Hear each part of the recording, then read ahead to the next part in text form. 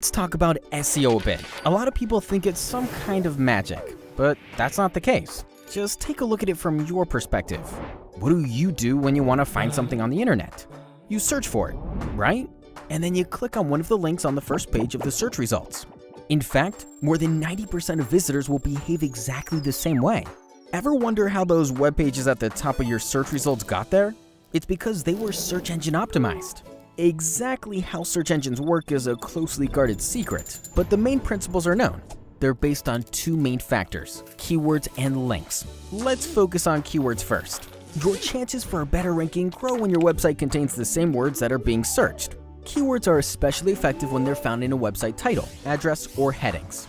But careful, quality over quantity should be your rule of thumb. Some so-called SEO experts try to fool the search engines with some ridiculous keyword occurrence instead of focusing on quality content first.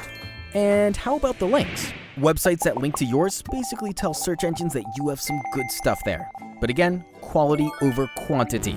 Links from irrelevant sites won't help you get a better rank. Now, what we've just talked about provides a basic introduction to SEO. In reality, it's not a simple task, and you'll definitely need someone to help you with it. Someone like us.